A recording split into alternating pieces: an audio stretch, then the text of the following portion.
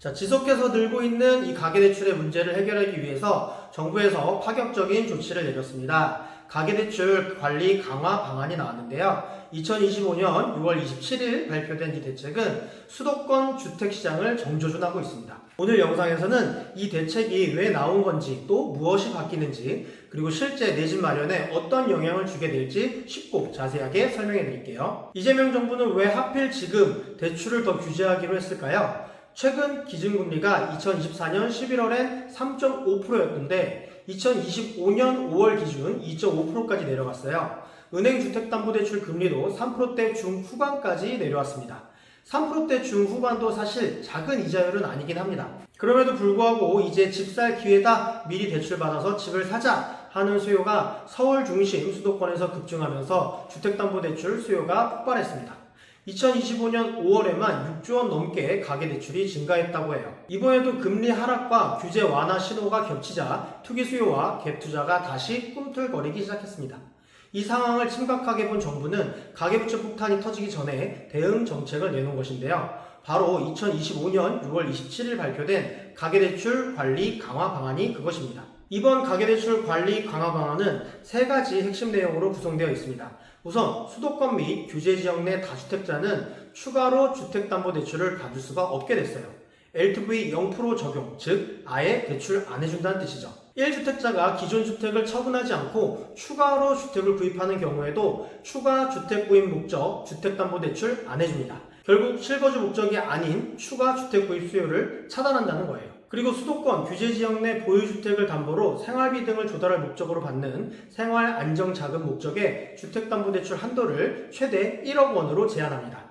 다주택자의 경우에는 생활안정자금 목적의 주택담보대출도 금지됩니다. 예전에는 생활비가 필요해서 빌릴게요 하면서 주택을 담보로 돈을 빌릴 수가 있었지만 다주택자는 이제 이 방법도 막힌 거죠. 또 수도권 규제지역 내 생애 최초 주택 구입 목적의 주택담보대출의 LTV를 70%로 강화하고 6개월 내에 전입해야 하는 의무를 부과하기로 했습니다. 이제는 수도권 및 규제지역 내에 주택을 사면 6개월 이내에 꼭 들어가서 살아야 되는 거예요. 이제는 갭투자 목적의 전세대출도 금지됩니다. 앞으로 수도권이나 규제지역에서는 전세대출을 이용한 갭투자성 매입이 금지됩니다. 즉 매수인이 집을 사놓고 전세를 놓은 뒤에 그 보증금으로 매매 잔금을 치르는 경우 전세대출 자체가 거절됩니다. 즉 전세를 끼고 집을 사서 시세 차익을 노리는 구조는 원천 차단하려는 의지로 보입니다.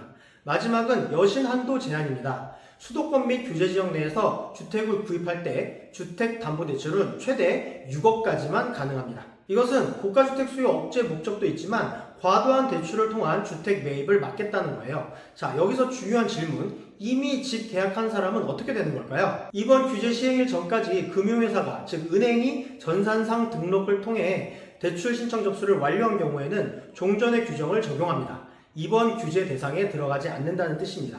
시행일 전까지 주택 매매 계약이나 임대차 계약을 체결하고 계약금을 납부한 경우도 마찬가지고요.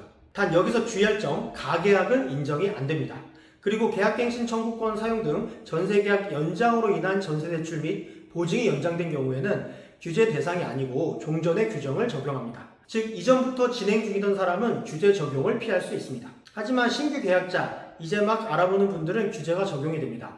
이번 규제로 인해서 단기적으로 특히 수도권, 고가주택, 다주택자 중심으로 거래량 감소 가능성이 커 보입니다. 또 처분 조건부 대출자는 6개월 내에 기존 주택을 매도해야 되기 때문에 기존 집 처분 못한 사람들이 급매로 내놓을 가능성이 있습니다. 기한 내 못 팔면 대출 회수되고 향후 3년간 주택 관련 대출이 금지되기 때문이에요. 이번 영상에서는 2025년 6월 27일 발표된 가계대출 관리 강화 방안에 대해 자세히 살펴봤습니다. 단기적으로는 수요가 급격히 위축될 가능성이 매우 커 보입니다. 특히 다주택자의 진입 차단, 그리고 전세를 활용한 무자본 갭 투자 금지는 매수세의 상당 부분을 제거하는 효과가 있을 것으로 보입니다.